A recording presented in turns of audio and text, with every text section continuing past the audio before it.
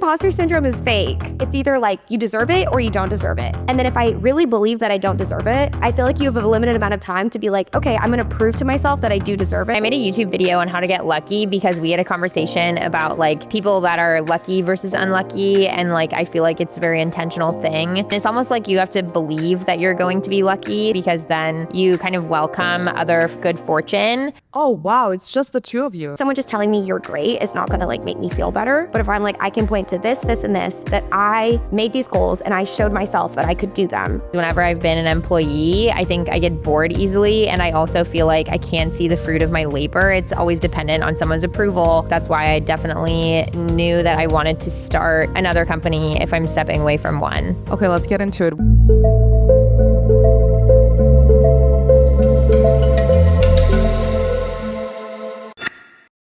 Kathryn, Rajya, welcome to the Luba Show. I'm so excited to have you here. So Kathryn, founder of Anja Health, Yes. and Rajya, founder of Coral AI. Both are crushing it. Kathryn just stepped away from a profitable startup.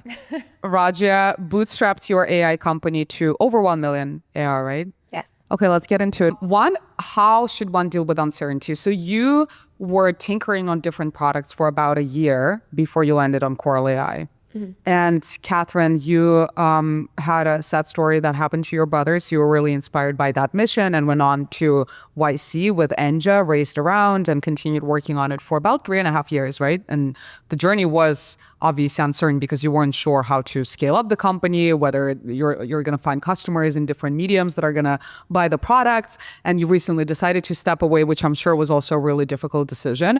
What helped you deal with uncertainty? Like, what's the key? Is it the support system? Is it your investors? How do you deal with it? Or have you even figured it out? Yeah, we kind of launched a bunch of different MVPs and then started to see what was getting traction, what seemed to be working.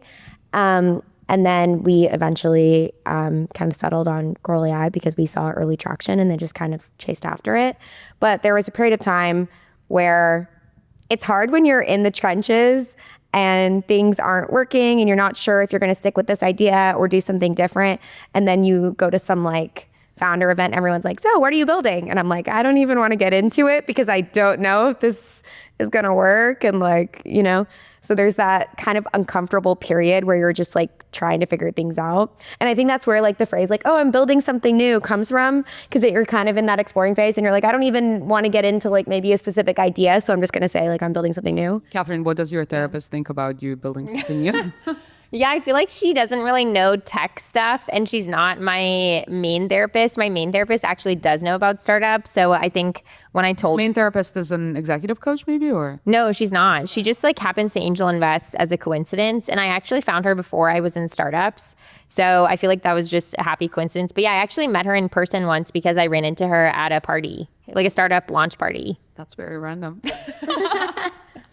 But yeah, but now she's on mat leave. So I have this new therapist that isn't as fluent in startups. Yeah, so she's always like commenting on my unemployed era. But I'm like, I am building something new.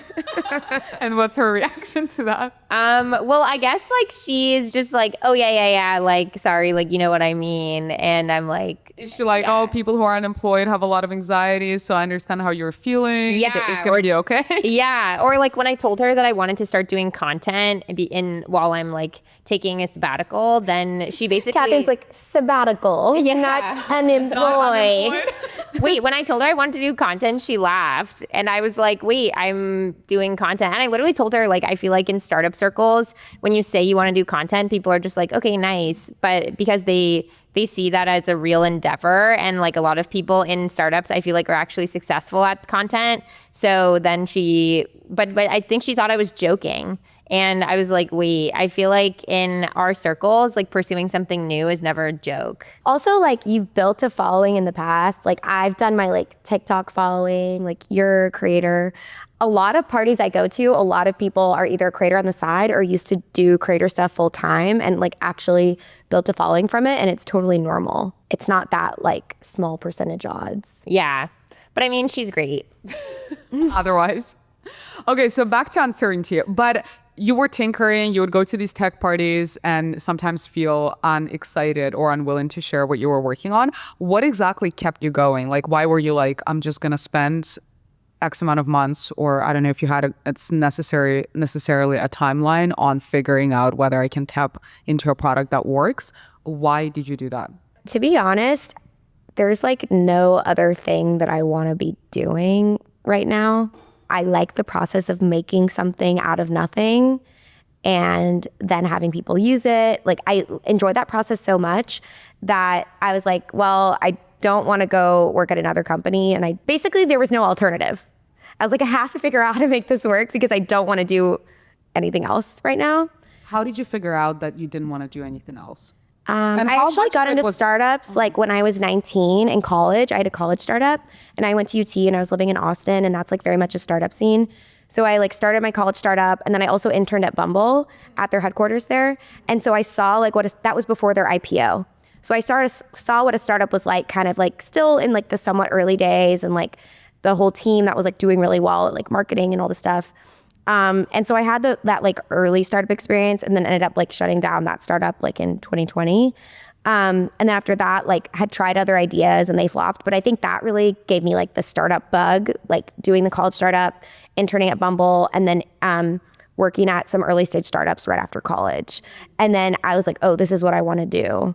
And then I felt like, I would say like by the time I was 19 or 20, I was like, this is the only thing I want to do for my career. Were there any alternatives that you were evaluating? No. No. Wow. Like, I knew I wanted to be in startups. After I shut down my college startup, that's when I worked at these other startups, because I was like, I don't have like another idea of something I want to do right now. So let me like get some experience and like learn from other founders. But I always knew, like, even when I was like doing that, I was like, I want to go and do my own thing again. Kathryn, what about you? What got you into startups? Well, I saw on Twitter that there was the startup launch house situation that we all lived in and how we all met.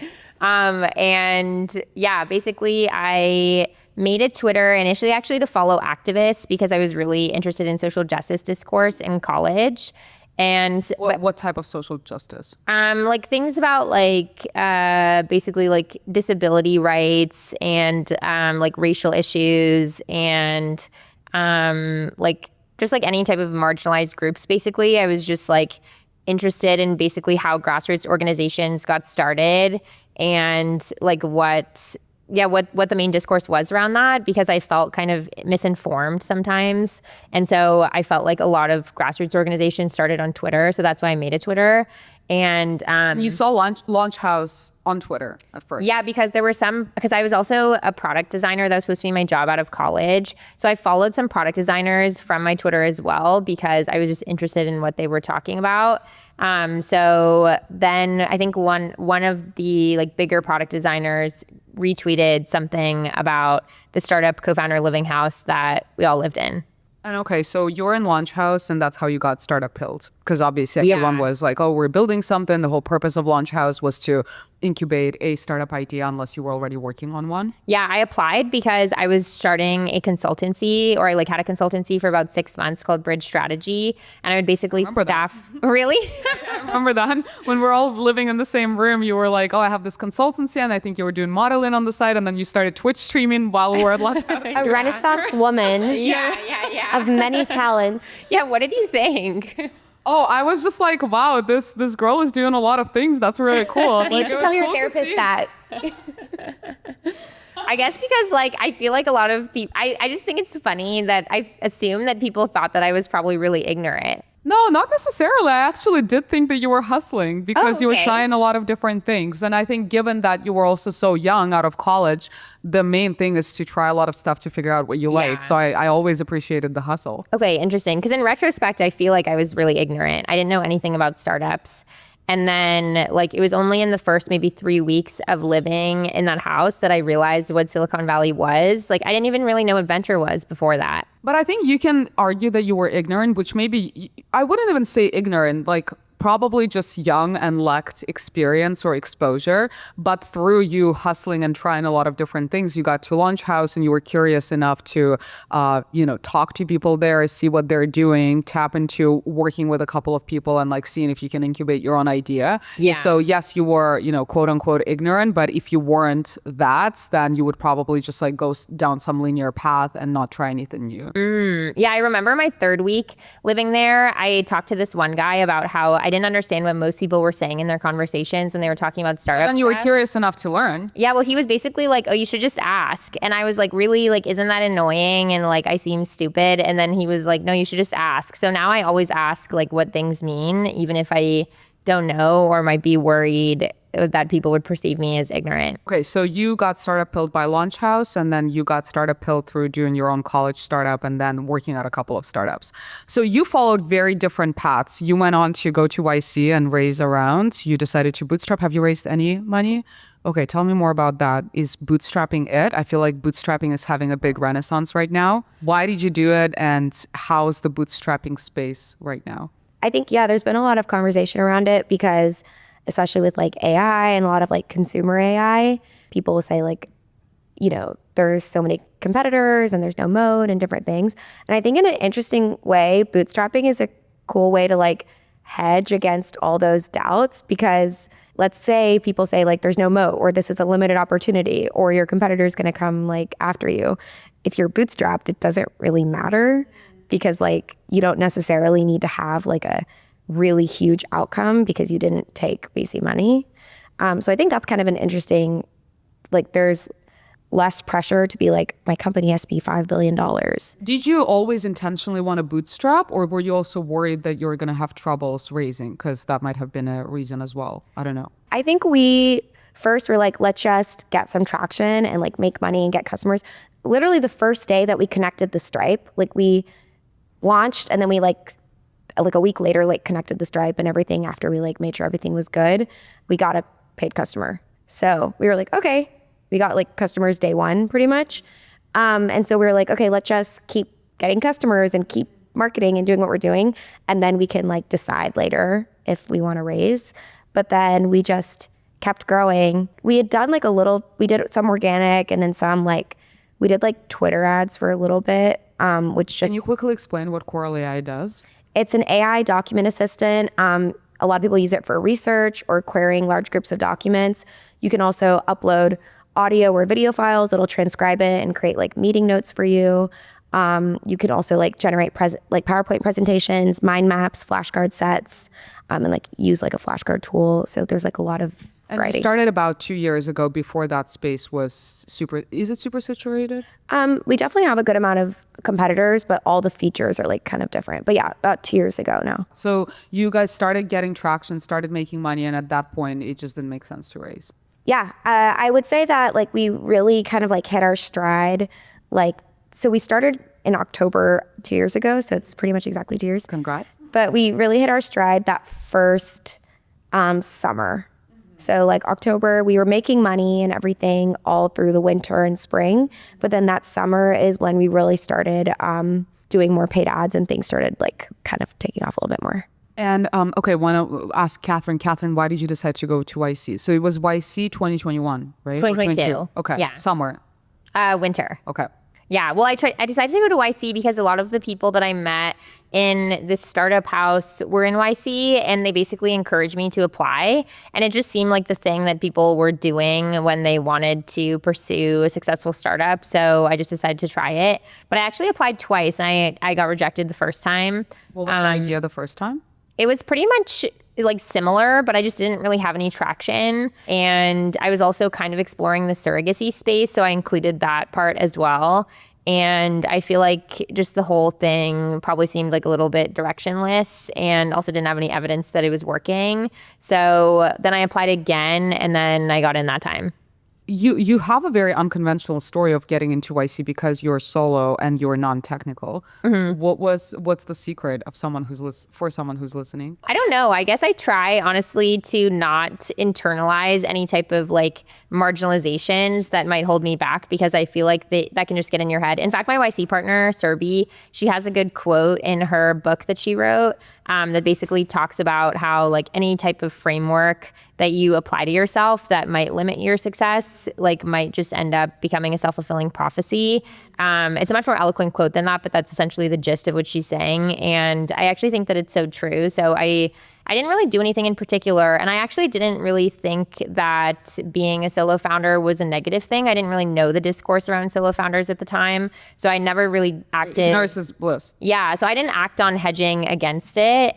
But I think people told me when I was doing practice interviews, they gave me feedback that I should emphasize that I have a support system. So in my interviews, I would typically talk about like a lot of the communities that I'm a part of, or the fact that my mom is a founder too, and that she has been assisting me, etc. And what helped you get into YC the second time around? I think it's that I had a lot of people that were consistently assisting me. So they were helping me read through my app, and then they also did practice interviews with me. And now that I'm have gone through it and have been in YC, I feel like I understand what they're looking for, which is basically just like a really pithy, concise, clear image of what you're doing and a consistent revisiting of any type of traction and numbers and stats that you can reveal. And I think that I did that more so the second time around because I had more feedback. I want to talk about co-founder dating a bit. So Rajya, you have a kind of a YC story too, because you connected with your co-founder on YC startup, right? On YC something. Yeah, I saw him on YC co-founder matching because I was just kind of like exploring. I was like looking on a couple different avenues. And then I think I like maybe like looked him up on Twitter and stuff and saw that we had some mutuals. And then another Launch House girl, Alex Weitzman, her brother has a company called Speechify. Yeah, Cliff, right? Yes. And my co-founder had worked there. So I think texted Alex. So another Launch House kind of relation. And I was like, oh, do you like know this guy or can you like find out? And she's like, oh yeah, like he's great. And so then we connected. So that's kind of how that happened. Okay, so you started solo and now you're, I believe, co-founder dating. You were co-founder dating. Why were you solo? Why did you decide to look for a co-founder? Is it just you fell into it? Was it intentional? Well, I'm not technical either.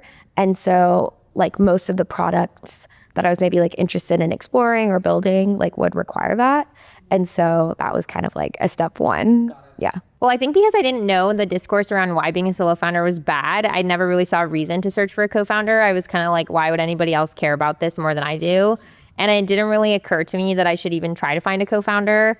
And I did get approached maybe a handful of times about someone joining, but by that point, I didn't really see a need because I already had like my business going and I was doing the content, the CX, the ops, and we didn't have like that many super technical needs at the onset.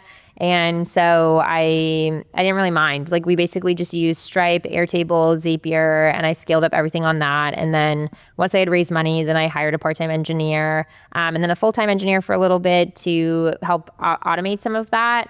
But even now, I feel like in retrospect, I actually had VAs do a lot of the stuff that could be automated because I wanted a very clear insight into what needed to be automated and what the edge cases were. Actually, I got investor feedback that we should continue having VAs do our ops work for as long as possible because it's... VAs in Philippines? Where were you hiring? Yeah, and also from Fiverr from Eastern Europe. Oh, wow. Yeah. How much were they? I think like $20 an hour. That's pretty expensive. Well, I feel They like... were good VAs. Yeah, the Eastern European one, like she's actually been the longest team member that I've had. And I value her like so much. And I feel like she's really grown a lot.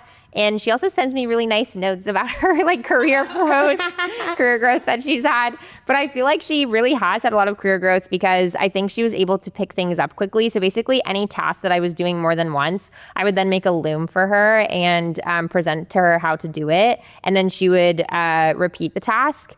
And I felt like she was able to glean learnings from that. And then she would give me feedback on certain things. And so I feel like she was actually a really key part to a lot of our content and ops sort of loops. How do you guys know each other? Well, we met at Launch House. And my very first memory of Kathryn is I was rolling my suitcase into the room and she was like sitting on one of the beds because we were roommates. And she looks at me. This was the all women Launch House. No. Oh, which we're cohort not. was it? You're a cohort. 5. I was the April cohort. 6. Right, because you were there just continuously for a year. Yeah. Yeah. Yeah, I rolled up in April. Yeah. And I rolled my suitcase into the room. Kathryn's sitting on the bed and she looks at me and she goes, I kind of have a feeling we're going to be best friends. Wow, are you serious? It's crazy. And I thought she was joking around because like most people would not say that to someone. And I was like, ha ha ha. But she manifested it. And then I later asked her, I was like, why did you say that? That's like kind of random. And she's like, oh, well, I looked at your Instagram and I feel like I pattern matched you to like people I've been friends with in college. And so I just had a good feeling. I actually totally thought you guys knew each other from middle school or Really? something. Yeah, I didn't know you met at Blast House. Wait, no, we're recent Like friends. literally like a little over 4 years ago. Yeah, but Because she's you my seem such bestie. endgame. Such endgame, no, literally. Okay, how has female friendship played a role in your startup journey? Because you're both building, is that been at all a support system or is it completely separate? Yeah, I guess it's weird because especially since a lot of my startup communities from YC, like most of my startup friends are men for sure, which is definitely a contrast because in college, I went to Wellesley, a women's college, but I feel like my female friendships provide a lot of additional support and I feel like I can be almost even more sincere and honest because of like the sense of empathy and camaraderie that comes with female friendship. And just like connection and the ability to have a buddy. Like I think having a buddy is really important to me. And I feel like Rajya has taught me a lot of that because Rajya is always my buddy. Yeah. Like I think it's interesting that Kathryn and I have one kind of like overlapping theme in that she went to a women's college, but I went to an all-girls school for middle school and high school. Oh, wow. So like my entire like adolescence pretty much was like at an all-girls school. And I think that definitely really shaped me in how I view like friendship because I loved it. I loved it so much. Like people will say like, would you send your daughter to like a girls' school? And I totally would. Why?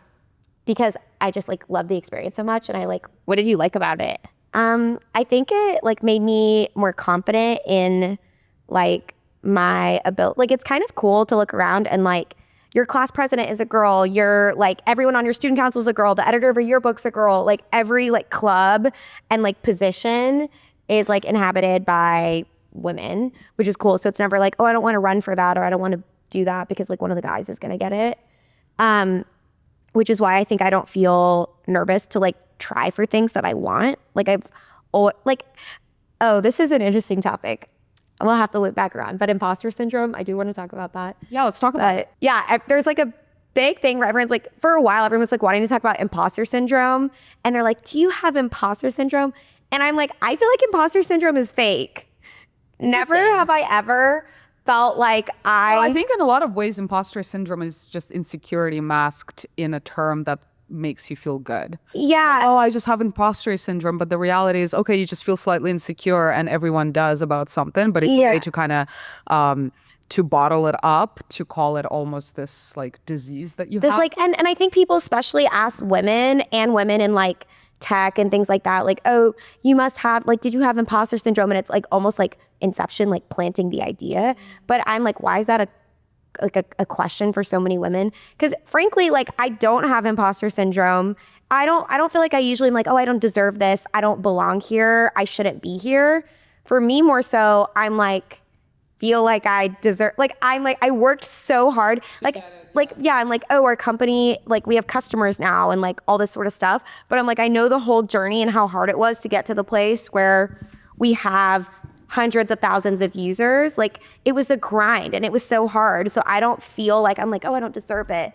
I shouldn't be here. I'm like, no, I should be here. I worked so hard for it. Yeah, I actually agree that once we start naming things or having a term for it, then we see it all the time and it makes us believe that that's the thing that we should focus on. Similar to what your YC partner said, Serbi, that you shouldn't focus on marginalization, because if you are, then you have the story that you can tell yourself that, hey, I have an imposter syndrome. I don't deserve to be here. I shouldn't have this thing, or I'm a woman and so I shouldn't be in this room. But that is a story that someone, as you said, implanted in your mind. But if you're completely devoid of those stories, then you're like, okay, well, I put a certain amount of work. Why should I be thinking about whether it's going to be recognized or not if it is if it's like meritocratic that I should get this thing? Yeah, I guess the way my brain works is I'm like, there's no imposter. It's either like you deserve it or you don't deserve it. I believe I deserve it because I grinded for it. And like most things that I've gotten, I feel like it's been super hard, but I like made it happen. And then if I really believe that I don't deserve it, instead of being like, oh, I have imposter syndrome, I feel like you have a limited amount of time to be like, okay, I'm going to prove to myself that I do deserve it. And what am I going to do to prove to myself that I do deserve it? So I'm like, I feel like imposter syndrome should never be, in my opinion, a long lasting thing.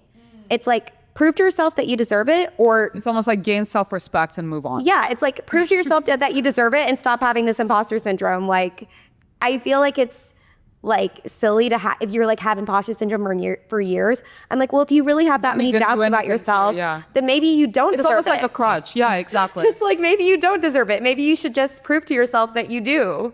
That's interesting. I guess because I never believe that I'm good enough, but I actually think that's why I feel like I'm able to push towards success, because I always strive to be better. So I wouldn't call it imposter syndrome, but I definitely have insecurities. But then I just try to like compensate, I guess. I don't know. Compensate. Usually by doing things that make me feel professionally fulfilled and like moving towards goals. So it is similar to what Rajya said then. If you feel insecure, Yeah. then prove to yourself that you are not. Yeah, but I guess to me, it never feels like it's fully resolved. And I guess I feel like a lot of founders are probably that way. Like most founders have some kind of chip on their shoulder. I think a little bit. Like I really want to like prove to myself that I can do things. And so it's not like I've never felt Why is that secure important? before. Actually, this goes to my my thoughts on confidence. I think the thing that builds confidence is setting goals and then doing them and essentially proving to yourself that you can do things. It's actually my pet peeve when people just say like confidence is all about just like, I mean, just like things like oh, just be confident. Just be confident, just embody confidence. And I think that's like very vague and doesn't actually help people, because I think like not being confident is actually rooted in the narratives and the stories you tell yourself. And I think the best way to break like a story or a narrative is with like evidence and proof. Like that's the way my brain works. Like I need to see for a fact, like someone just telling me you're great is not gonna like make me feel better. But if I'm like, I can point to this, and this, that I made these goals and I showed myself that I could do them. So like I should be confident. Yeah, I think it's an interesting psychological topic, because for me, even if I have evidence and distinct proof that I got something, I can still tell myself a story that I got lucky. And it's hard to completely strip other factors and variables away to have like pure input output, because there is things like right place, right time, or I don't know, right introductions or something else, or I don't know. I feel like I have this thing where I would underestimate my own accomplishments because I want to tell myself the story that something external has happened versus I made something happen. And that is a thing that I personally need to work on, or I am working on removing. Yeah. So it's like, I think there's a lot of skill though, like to go to that. You're like, oh, was I in the right place in the right opportunity?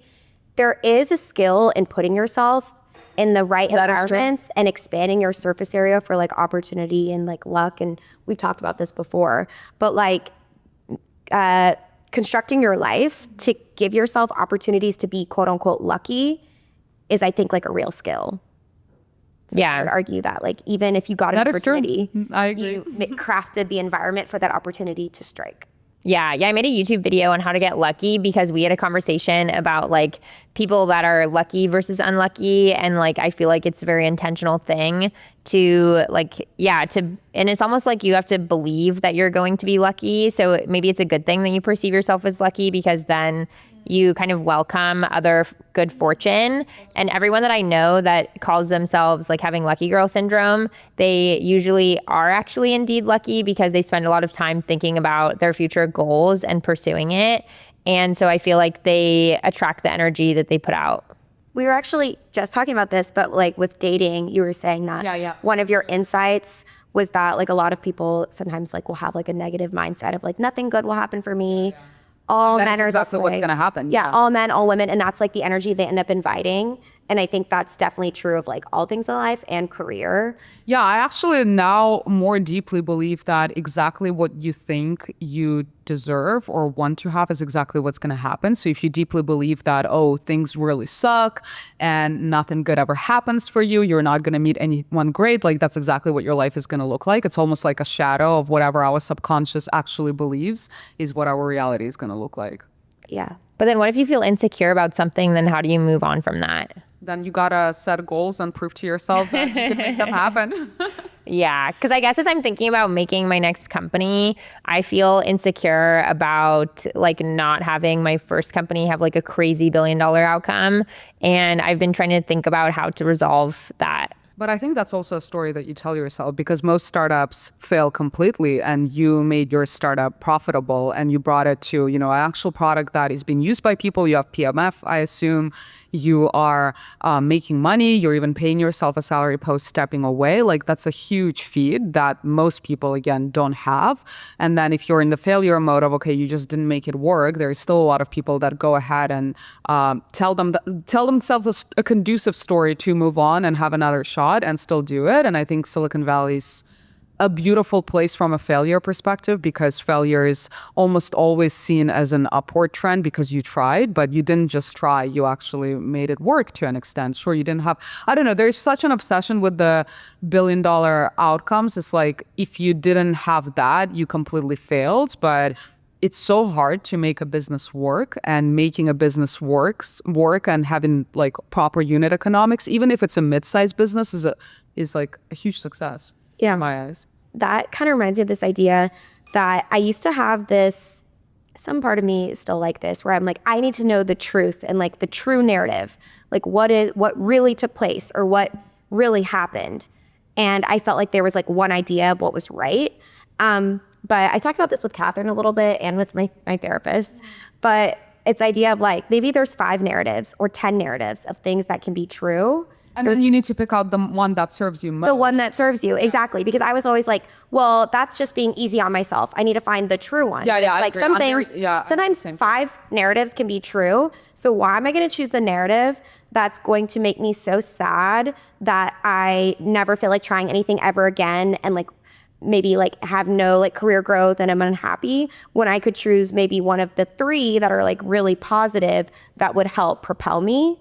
So I think in some ways I used to see it as like, well, if I tell myself a different narrative, that's a lie. And that's just me like having my head in the clouds. But I actually think there can be multiple true narratives, and you can be conscious of like the one that you're selecting to tell yourself. Yeah, I agree. I mean, that's human nature. We can hold so many truths at once, and getting comfortable with that is so important, because you can, acknowledge the fact that there's multiple truths and there's different angles, and you have the agency and the power to choose the narrative that serves you most. So speaking of this decision of figuring out what to build next, why do you want to build something again? I think because it's really important to me to make high stakes decisions. Like, I think that is something that I realized that I really missed with my last company, or like from my last company, since I decided to appoint a new CEO for the company in May. And yeah, I just miss like the days where I was making really high stakes decisions, because I feel like to me that means that I'm making an impact and able to like see my actions result in something genuine. And so I don't really desire to do anything else similar to Rajya. What was that decision to step away like? Why did you decide to step away? Because I felt like I wasn't sure that we were going to get the outcome that I desired for my life. Like just having like a really venture scale growth, like large. Why do you want that? Because I feel like to me, like making an impact feels really important. And if it feels like the market can only be so big, then I wonder what the opportunity cost is to not spend my time doing something else that could potentially impact more people. And so I feel like I wanted to be a part of something that seemed potentially greater. I feel like with my last company, we definitely got to a certain point, but I just wasn't really sure if the market was as big as I'd initially thought when I had raised my round. I had an interesting conversation with a founder who is crushing it just for his Series B, and we were talking about motivations for starting a company and what is, in his eyes at least, the right motivator or is the wrong motivator. What was the initial motivator for both of you to build, and has that changed? And is that still the motivator now?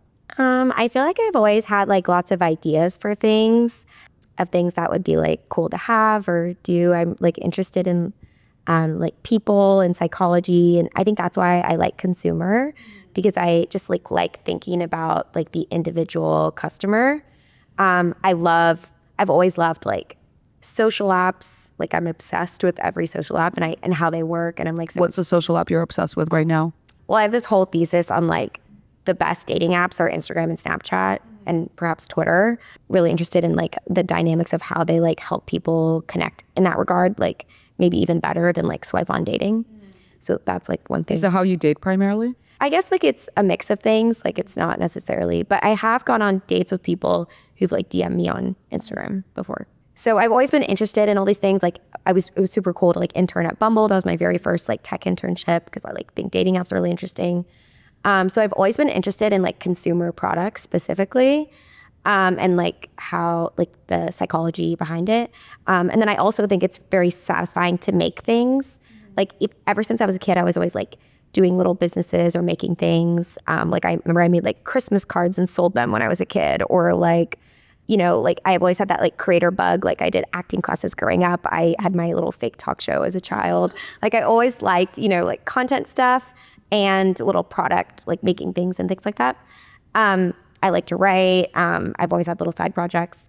I think being a founder is a combination of all those things. Like the content aspect is like really in line with like the marketing part of it and the selling part of it. And the making things part is like the product side of it. So I get to like do all of my interests at once. That's still true. That's the main motivator.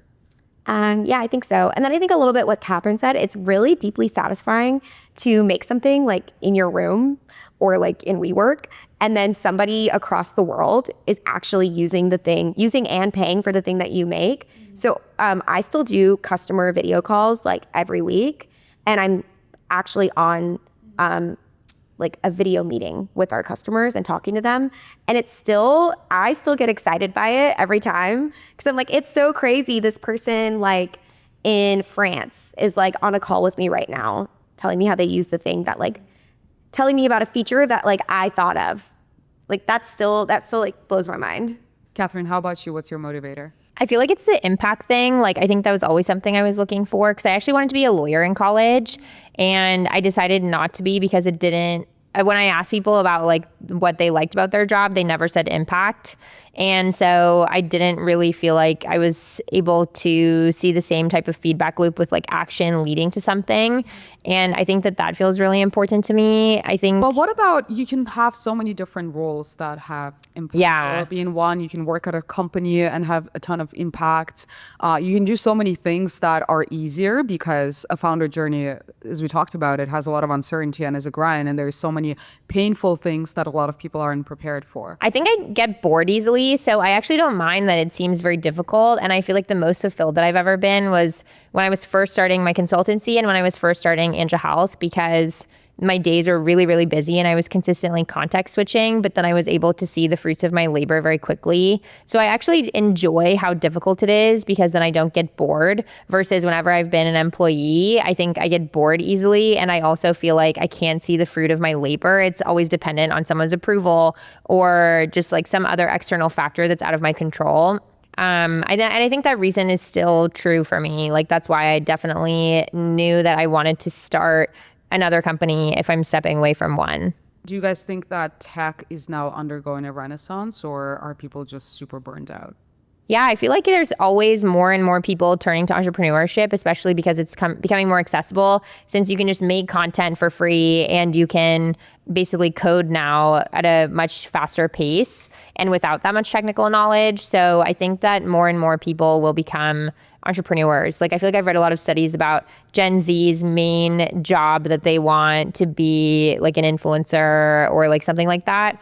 And also an influencer is not an entrepreneur. I mean, it is and it isn't. Like, yeah, in a startup, as we said, you don't really know whether your product is going to be desired. Yeah, an influencer is a little different. I guess just being self-made, and I also feel like a lot of creators that I've talked to, they desire to eventually become an entrepreneur. And then, actually, interestingly, I feel like a lot of entrepreneurs also desire to become creators. Like there are more and more founders doing founder-led content, which I feel like has only become a institution or a concept within the past like 3 or 4 years.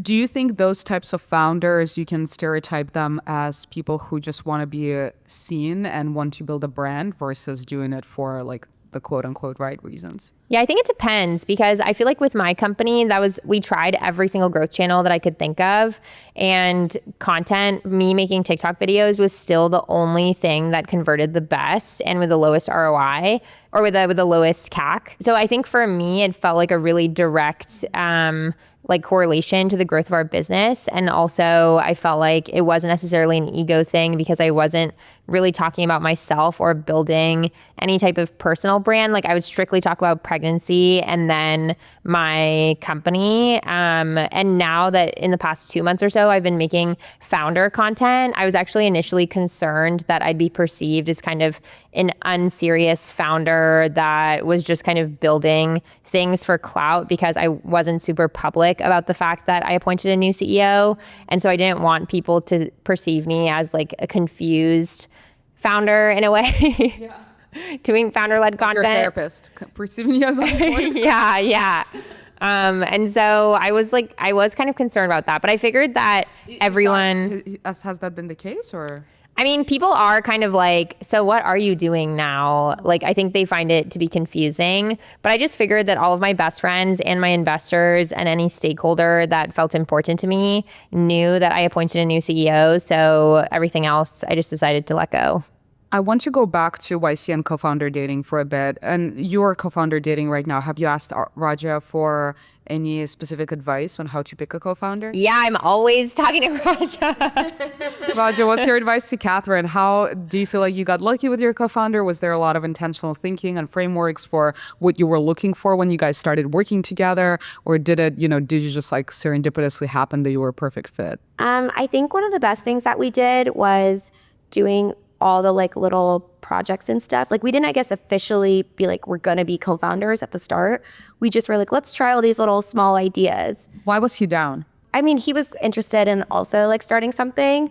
And we thought that it would probably the best way to see if we worked well together is to like start with little projects. And that like, in hindsight, I think that was good because we also like it tests like in some ways like resilience where something didn't work out. We'd be like, okay, on to the next thing and just didn't get like too hung up on like something not working. It's awesome that you guys were so aligned that bootstrapping is the way because I feel like especially in the last few years, given that there is a lot of capital out there, it's easy to get blinded rather on the capital thing of like, oh, I can just go and raise a bunch of money and kind of de-risk. Although I think that's a huge myth that you're actually going to de-risk anything. But I think that's really lucky that your co-founder was down. Yeah, it's interesting, like the de-risking thing, because like what I was saying earlier, it's like, then it's like you have to have this like really big outcome. So it's like, whereas like I think in some ways, like bootstrapping de-risks the environment right now with AI consumer products. But yeah, I think we were always focused on the beginning. We're like, okay, let's make a product that works, that has customers, and that makes money. Like we were pretty focused on those things early on, and we were like, yeah, we were really aligned on that.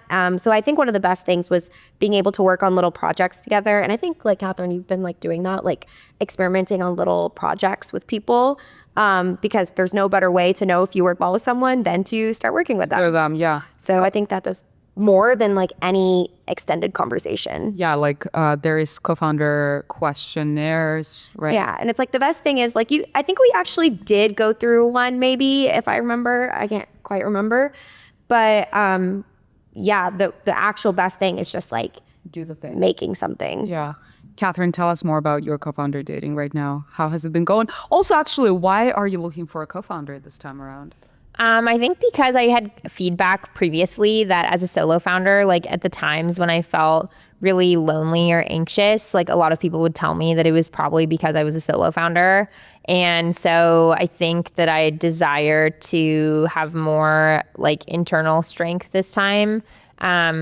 And so, so that's why I have been looking. I'm not entirely opposed to doing the solo founder thing again, but I feel like it would be good to have someone else to hack on ideas with, because I just feel like then I can be stronger and perhaps have more conviction with whatever it is. And are you raising this time around or bootstrapping? Well, I think I would probably like to, just because of the implication that I would like to raise again, just because of the implication that then you are moving towards $1 billion outcome and that you can scale very quickly. But I would definitely do it differently this time. Like I think last time I just kind of raised when it seemed like that's what people were doing. And I didn't really know why or how you should be raising.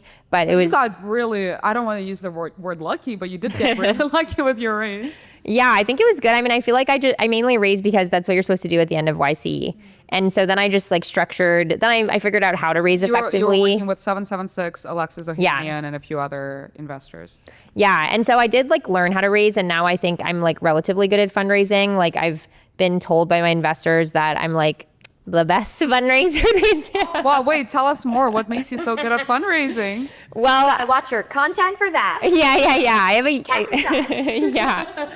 Yeah, I have like a YouTube video on fundraising. I mean, I haven't even raised that much money. So I guess I've only really done it twice for my pre-seed and seed. So like N is small, but I feel like I think I know the dynamics of fundraising well. So it feels like it feels like a more comprehensive feat to me than it did when I first raised my pre-seed. Wait, you're not giving us much. What is how to fundraise? What's Okay, I think fundraising to you? 3 tips. Yeah, well, I think the key to fundraising effectively is to really run a true process, which is 7 calls a day for 2 or more weeks. But I feel like creating that very tight circle of like when you are fundraising helps you to build a lot of FOMO and momentum. And I think the momentum part of the fundraising is an underestimated part of it. Like when I first raised my pre-seed, I was just kind of randomly messaging people. I didn't really have a consistent cadence. I would just take calls as they came to me. And I was able to raise a little bit. Like I raised about $400K for my pre-seed, but it was over the course of many months. It felt like it dragged on, and it also distracted me from my core business when it was always an additional consideration of if I should be fundraising or taking calls or how much time should I spend on it. And then I was just more inclined to fundraising the second time around because I got more advice from mentors. And I feel like that tight process allows you to like have a dedicated time space to fundraising. It also allows you to feel personal momentum. So you walk into calls feeling more confident because you have a lot of consistent like irons in the fire. And then it also makes investors feel a sense of FOMO because they're probably hearing chatter that you're taking a lot of fundraising calls. Is that what you mean by momentum? So having a lot of calls, people talking about your fundraising and having a call with you because the investor community is pretty small. Yeah. Would you say that has changed a lot? Because I feel like there are so many more funds right now and so many more people deploying capital. Yeah, but I still feel like there's a sense of like they know each other, especially I feel like there are only so many LPs and a lot of GPs are LPs too and other funds. So I think it actually ends up being quite small. Like when I was fundraising, then I would typically hear about it through like third degree connections that like, oh, I got feedback from this third degree connection of yours that like they knew someone else that was part of the round or whatever. So I feel like it still is pretty small. Who are the best fundraisers you know? I feel like a certain someone was really good at fundraising because I think he's really good at building hype and telling a story. And also, I think he genuinely believes every narrative that he creates for himself. And I think he actually really taught me that like you can move forward with whatever narrative you choose to tell yourself, because he would construct these really grand narratives about what he's doing and what his future looks like.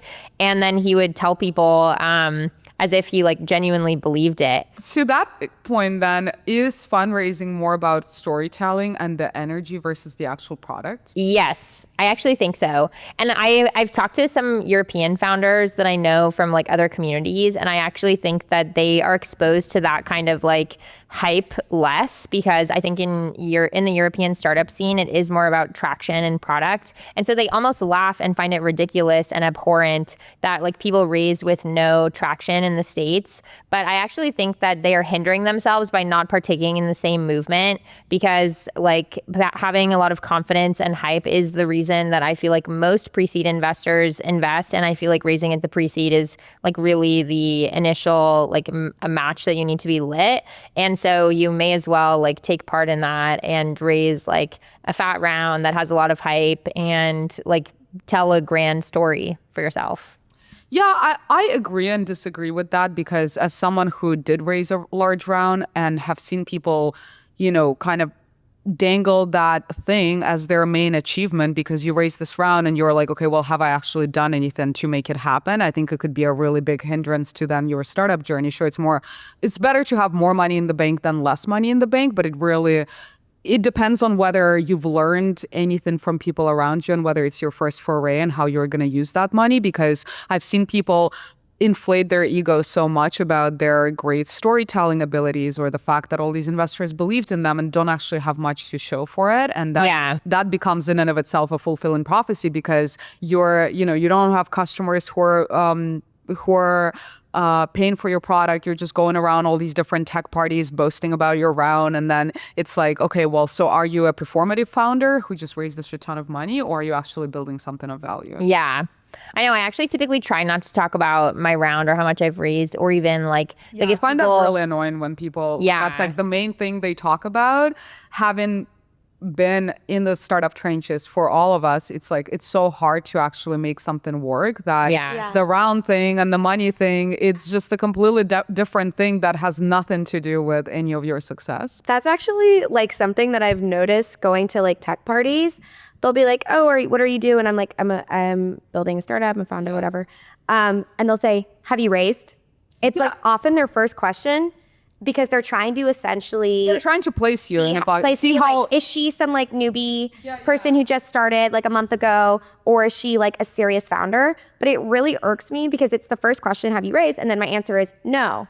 And then immediately they immediately like, "Oh, you're like a bad founder." And sometimes I'm like, "What's your story?" And then I find out they're like, "Oh, we haven't even launched yet," or like, "We don't have any revenue." And I'm like, it's funny that like I'm immediately discounted for not having raised, when like maybe we have more revenue than you, you know? Yeah, I think it's both discounting you as a newbie and also discounting you because you're not valuable in a way, because the startup circles are so focused, or not, I don't want to, black and white stereotype it. I think a certain amount of startup circles are very focused on the external, like whom did you raise from, how much, like all these metrics that don't actually matter as much. People are trying to size you up and see whether you're well connected, whether you're like perceived as someone who is successful, but perceived is very different from actually being successful at what you're doing or not. And again, like, I think it's so much cooler to actually build something that works and people are paying for, to your point about like, oh, you didn't reach $1 billion outcome, than like having raised $15 million from Sequoia, and that's like literally the only thing you did and no one cared about your product. So yeah, I really dislike that whole vibe. I think on top of that, there's like this other perception that if you're bootstrapped, you're growing slowly.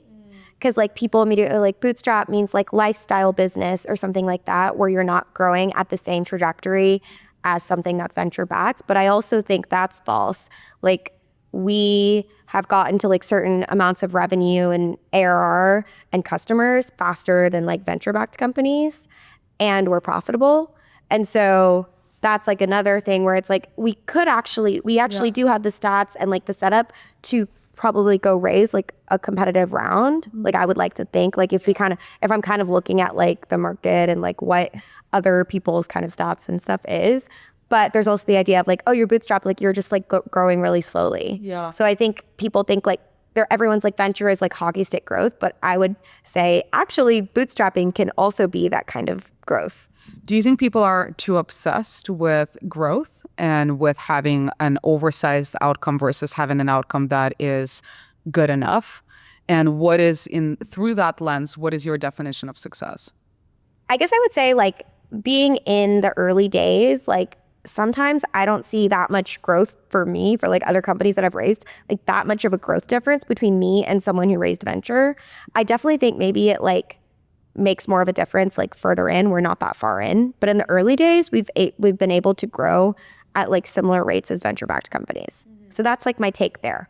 Obviously, in the later stages, it makes a big difference, and I think that's like the thing. And so with like outcomes wise, I think it's that like not all businesses are like suited for venture outcomes, but there's like a lot of people who are trying to have a venture outcome for certain, and that's like the whole like raising money aspect of it. But like, I think more people should be comfortable with like building businesses that maybe don't have a venture outcome. Because I think there's a lot of people who would find fulfillment in, especially if your interests are just like you like building products and tinkering and making things and having customers. If that's why you're a founder, then you could be really happy bootstrapping.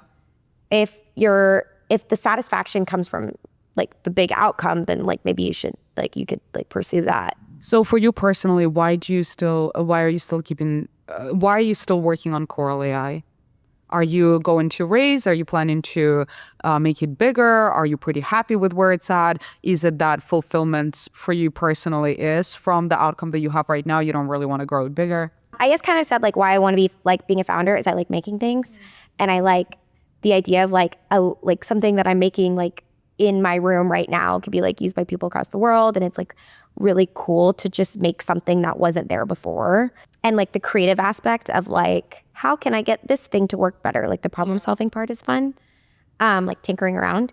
So that's like, it's satisfying to me to like do that every day. And also even just like the marketing, like I love content. I think content is so interesting, and like why certain content works and like what interests people. Like I've always been interested in the entertainment world. Like as a kid, I did acting classes, and I've always been interested by people's attention, like what grabs people's attention and why. Why is certain like content and art interesting to people? And that's really going hand in hand with like building in consumer right now. So I think both of those things are really, really fascinating to me. So that's like why I like, you know, doing work. But I think the broader option of like, where do you see it going?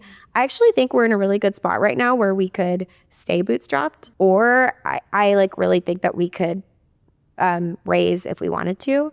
Right now, like things are going well and we're like happy with how we're growing. So we don't feel like we need the money, frankly. What's your life like right now? Is it kind of like the 4-hour work week? You've got it to a point where it's working without much of your oversight. Are you still grinding and like figuring things out because one channel for marketing is not working, so you got to find a new one? Or like, I don't know, Facebook, you guys were talking about Facebook ads before we started the pod, and you were talking about figuring something out there. So maybe policies change, like where it's at as far as your own, not even commitment, but as far as your own attention. We're basically just trying to figure out how to scale everything. The product works. We have, you know, thousands of paid users. We're trying to figure out how to scale like meta ads better and more efficiently. So you wanted to grow faster and bigger.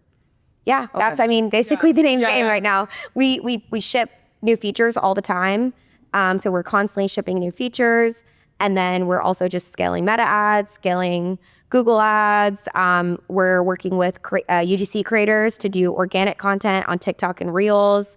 So we're working with like several of them. So we're just doing everything. So it's still very much like startup-y. Yeah, we're work every day on it and just keep going. But it's just me and my co-founder. Oh, wow. It's just the two of you. Yeah. That's crazy. So my co-founder, as I mentioned, is like technical. So he's actually like writing the code. And then we both kind of like do product together. And you're over 1 million, over 2 million AR? Right now, gross revenue we've been doing for the last 2 weeks, like around like 6,000 to 7,000 a day, which puts us at, I would say, like 2.3 gross. But I don't know what that ARR works out to because it's like subscription. And the reason we're getting more gross is people buy annual plans. So I don't know what the exact ARR is right now, but yeah. Are either of you jealous of the other person's journey? The fact that Rajya is bootstrapping, the fact that Kathryn is more on this, you know, raised founder type of perception? Well, I always told Rajya that I felt like she would outpace me. And I also think she's like the smartest person that I know. Like people always text me like, who's this best growth person you know? And I always say Rajya. So I feel like I like really admire the way like Rajya's mind works about growth things. And for that reason, like I've like contracted her to help me with certain things because I like genuinely think that she's like the best with growth stuff. And so, so I envy that we're not co-founders. It's interesting. Like I feel like Kathryn's superpower is that she is the ultimate connector. Like I remember I read like Malcolm Gladwell's book, what was it? The Tipping Point? The Tipping Point, yeah. And they talk about the connector person. And I think that Kathryn is definitely that like archetype. Someone who has like the most friends, knows everyone.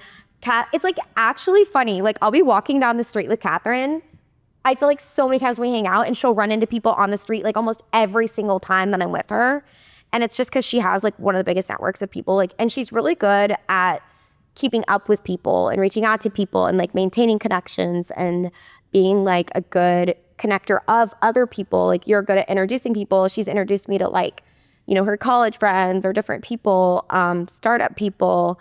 So she's definitely one of the like the best connectors I know. But do you in any way wish the cloud of a raised founder, or do you wish the lifestyle of a bootstrapped founder? I feel like sometimes because I think that there's like I felt a lot of pressure, like not from my investors, but it was like more like self-imposed pressure because I had raised that I felt the need to like have this billion-dollar outcome and such. And I think that that's why I felt like really a lot of shame, like when our growth wouldn't be at certain spots. And I think it definitely like motivates me to work hard, but I sometimes like wish that I didn't feel so much shame, and it made me feel a lot of like anxiety around like not fulfilling the goals that I had promised to others.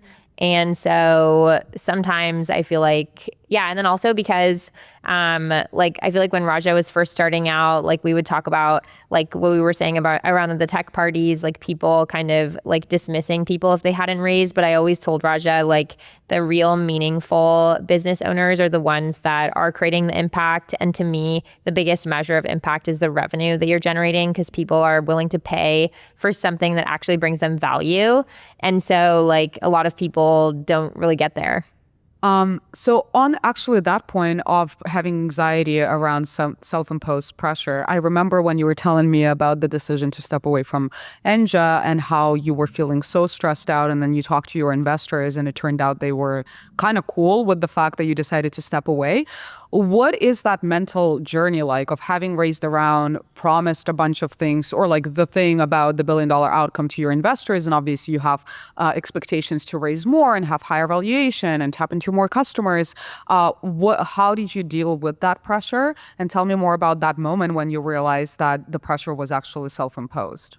Yeah, I feel like just being honest with my investors was the best thing that I could have done, because then they feel like they're on board with any decisions that I make. And then I also felt better. How often would you check in with them?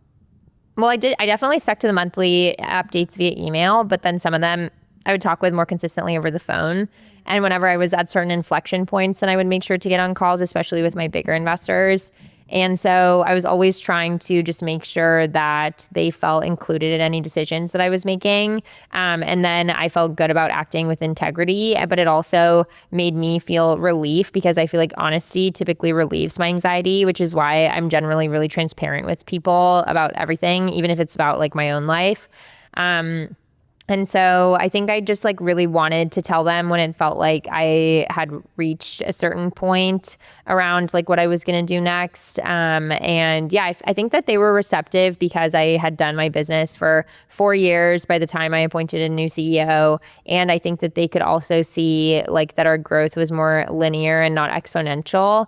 And we reached profitability. And I also explained to them that I felt like if I were to sell for a greater outcome, it would be a better outcome if we just waited a little bit. But the marketing had gotten to a point where we could have pretty linear growth without my direct involvement or anyone even honestly like really doing anything. And then we could increase our ARR and then maybe have a better outcome at a later date. How did you feel finally making that decision to step away? At first I felt relief, but then I felt a lot of like identity issues, because all I've ever been professionally is a founder, really. I was a product designer for only like 3 months, and then I quit my job to start my company.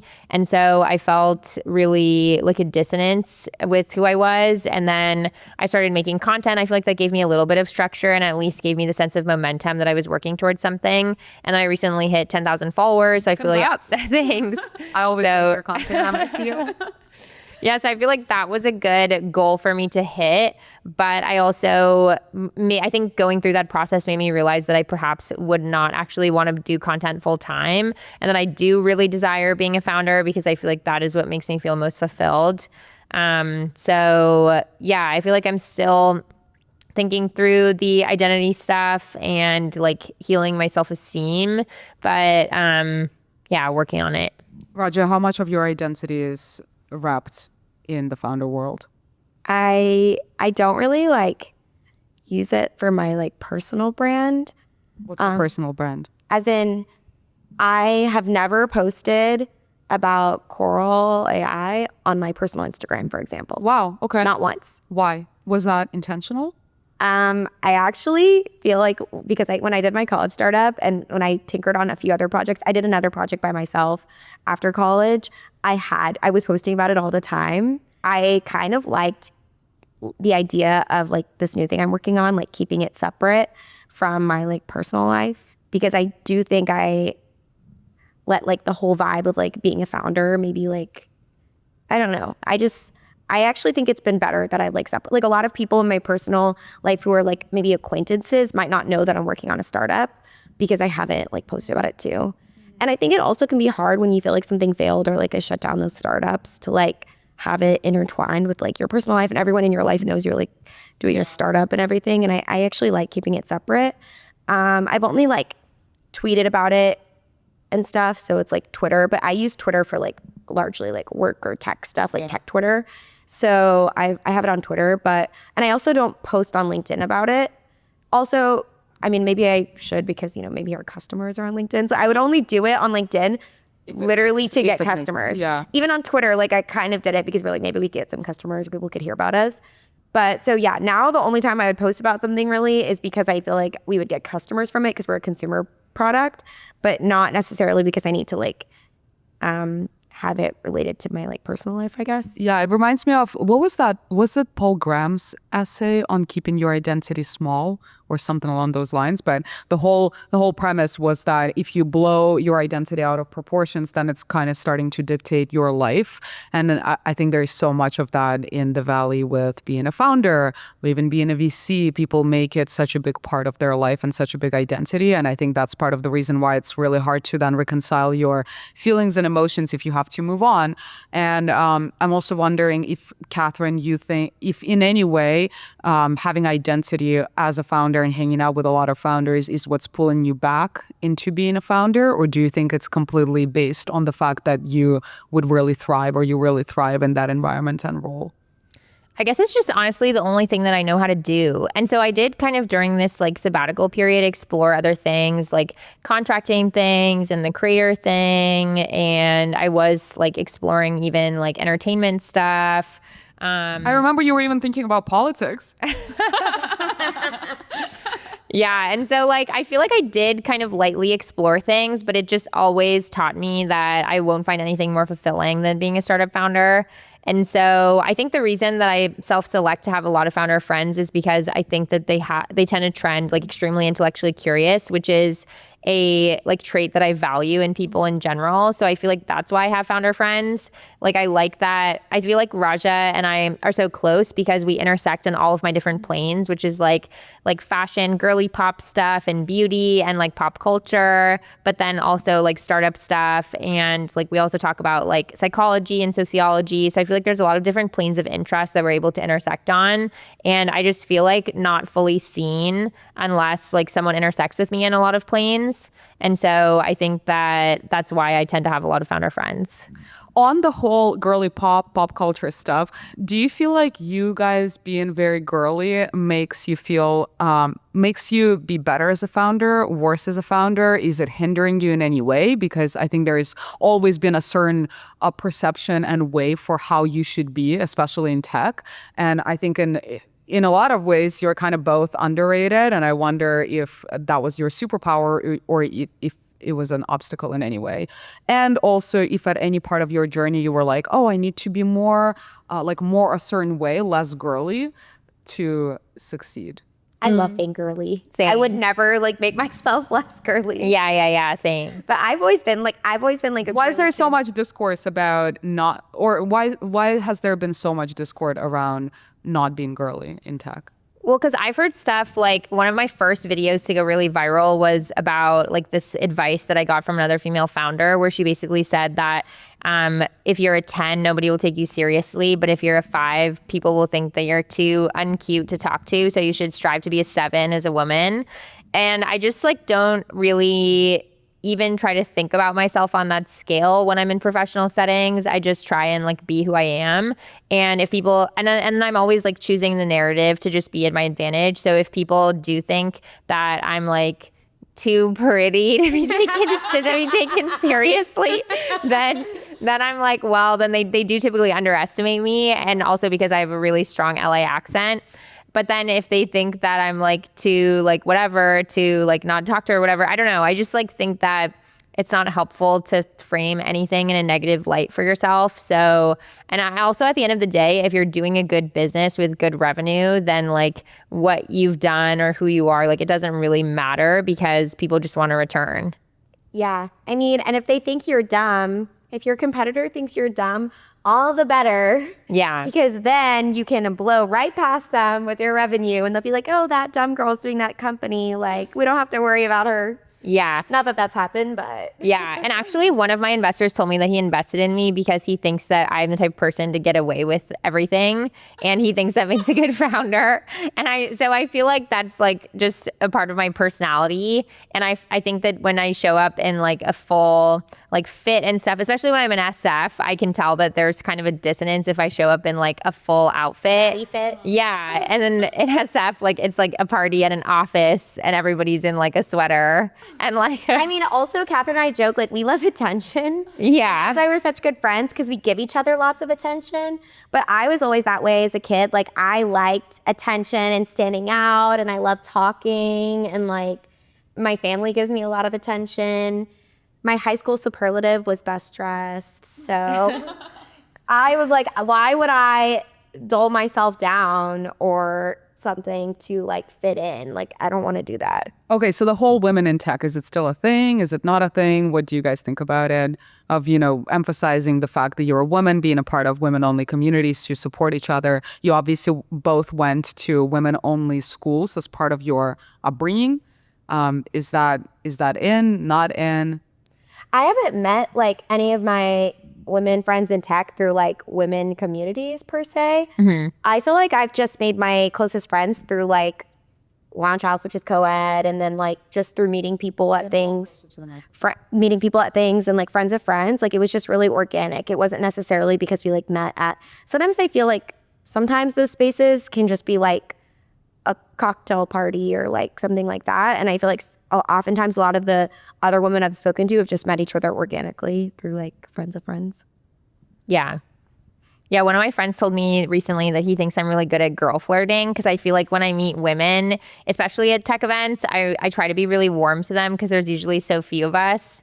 And so I'm just like really inclined to try. Is that changing at all? Is there more women in tech right now? Or well, I attend YC events, so no. Really? Actually, no. I mean, I don't think so. I don't really think so. And like when I go to SF, like I just don't really, I don't really see it. It's been kind of interesting creating tech content because I feel like that definitely amongst the tech influencer scene, there are more women, especially when you're doing video content. But I feel like that's just the nature.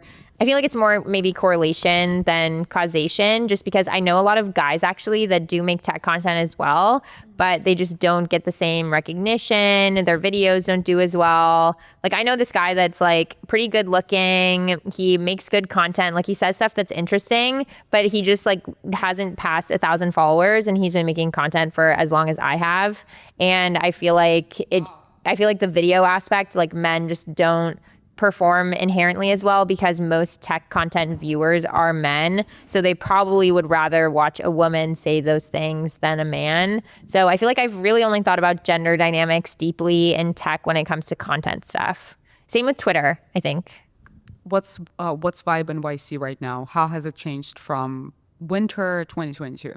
Well, there's definitely more AI companies. I also feel slightly old when I go to YC things because I feel like they tend to skew younger. But I heard from someone that it's easier to get into YC right now than it is to get a job at a tech company out of college. Oh yeah, Max Marchioni tweeted that, I think. Oh, okay. I did not hear that from him, but there was a friend who was like, a cousin of mine got rejected by all the big tech. And so he's going to YC because he, why not? He has like no other choice, quote unquote. Right. Is that true?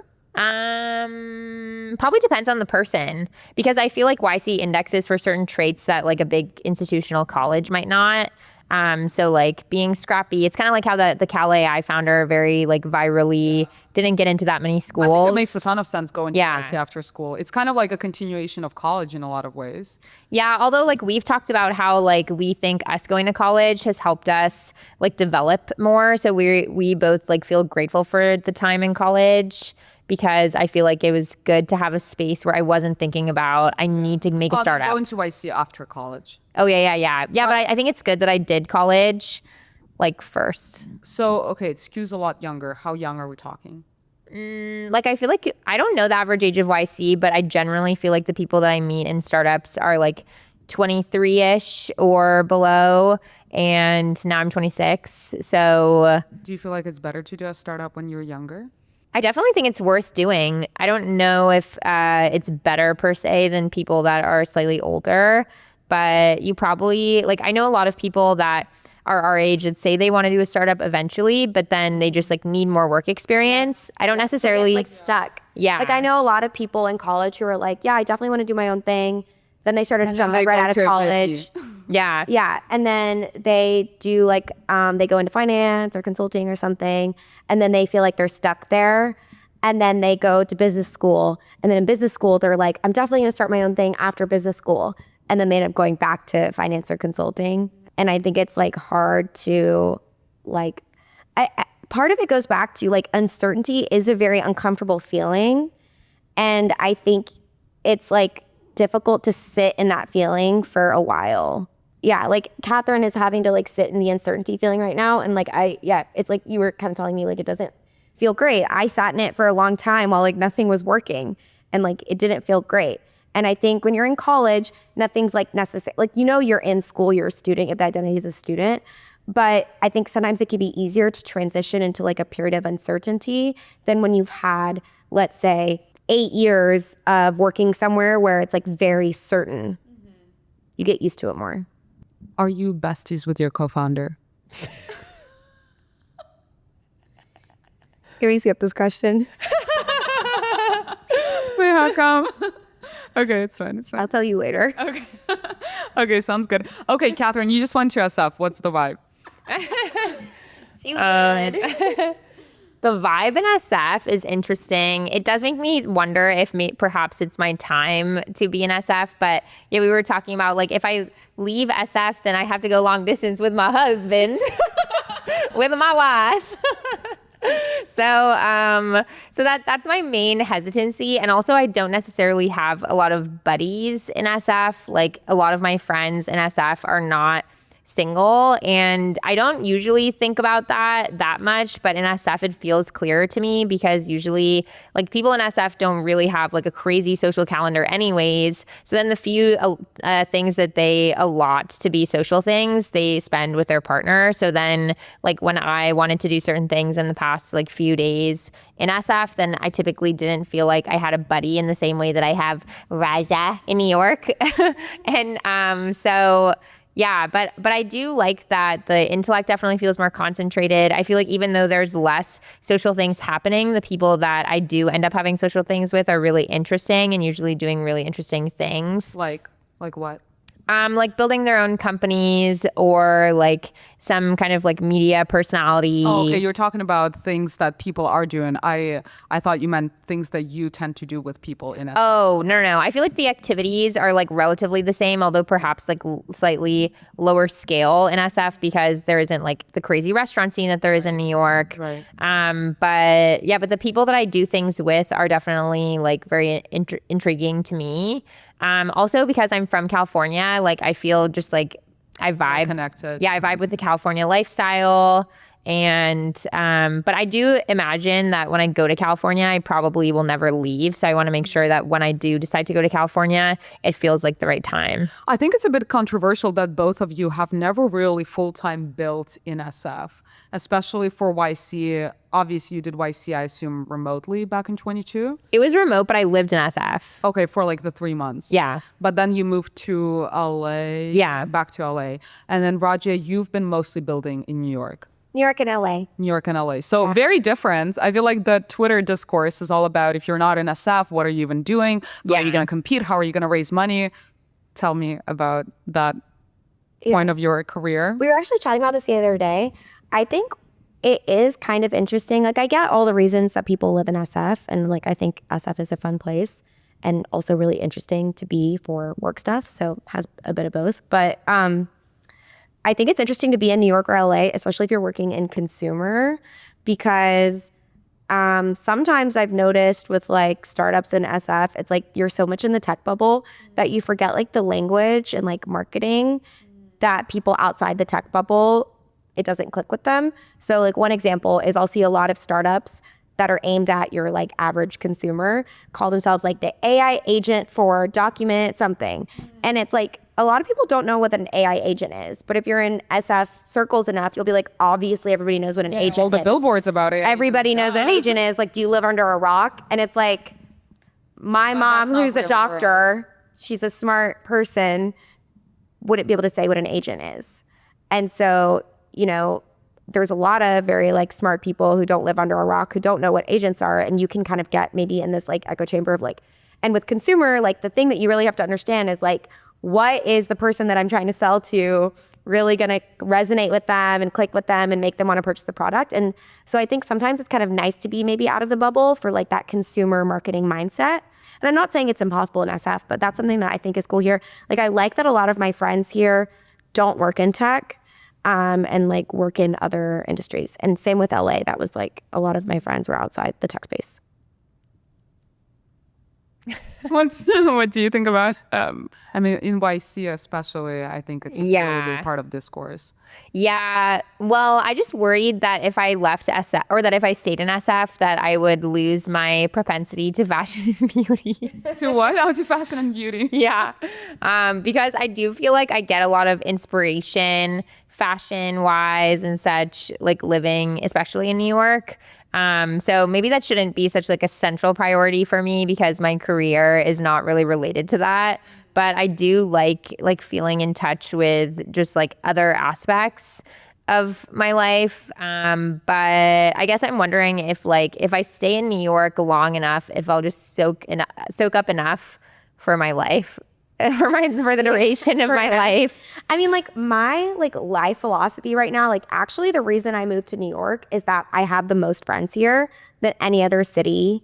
Okay, Kathryn, you're part of a lot of different communities like Forbes 30 Under 30, Interact, obviously YC Crew. Is there any benefit to being a part of all these different flashier title things? For me, it's the people and the support system. I think especially because I was a solo founder, it felt really important to me to have a lot of people that were founders that I also considered friends, because then I felt like I had a lot of people that I could reach out to for support when I had like different questions or like problems that I was facing. So I really value being a part of those communities, and I feel like I also learn a lot from them. And I think it's also why like I feel like I have such a large community. Like even when I was in SF this past week, like one of my friends was like, how are you even hearing about like social things to do? But I feel like it's just because I have my hands. Are there social things in SF? What are the For sure. What are the types of social things? Well, I'm just kidding. You went to San Francisco Freedom Club. Yeah. Was that good? See, Kathryn's like, cut. I feel like because I was there for Fleet Week, it was like a big thing, which is funny because my dad is actually really into planes. And so I find planes to like not be super interesting because I grew up always like looking at them. And everyone in Fleet Week was like deeply fascinated by all these planes. Like they're cool, but like I'm actually kind of scared of flying. So I don't really need to look at more planes. I think in SF, there is quite a few different communities now. There's obviously the more conservative community. Then there is the Arena magazine community. Then there are some other magazines. Then there is the Hacker House. Yeah. There is YC. How would you classify the types of people that live in SF right now, or do you feel like they all converge into one? And Rajya, the visual I just got was like in Mean Girls when she's talking about all the different tables. Oh, yeah. You know, where they're like, what are the tables? What are the tables? I actually think about that a lot. I was talking about that with someone recently where like I feel like I try to visualize social ecosystems because I think it's just kind of interesting. So yeah, I feel like in SF, it's like, yeah, the Hacker House, which typically aligns with like the SF, YC people. There's definitely a lot of like YC Hacker House stuff. There's like Asian people who rave. And wait, who are the Asian people who rave?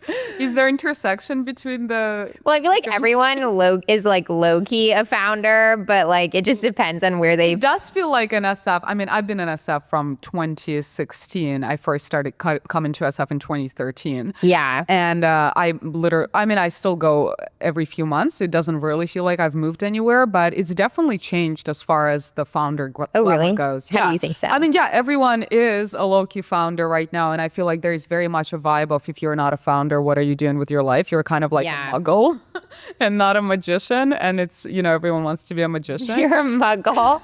Wait, that's funny. Actually, when I was at the Forbes 130 Summit, someone called the random other college attendees muggles. I think that's sad. There's so many valuable things you can be doing with your life, but obviously being a founder is quote unquote cool, but it's like everywhere in SF now. Yeah. Yeah. I guess do you think SF is fun?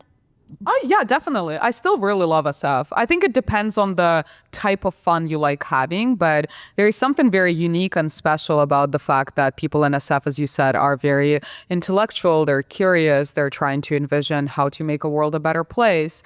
And obviously, that also slightly contradicts with the fact that you might just be building B2B SaaS. Nothing's against B2B SaaS, but I think there is this grandeur around changing the world, and then it realizes itself in a lot of different shapes, which are not necessarily directly impacting changing lives of people.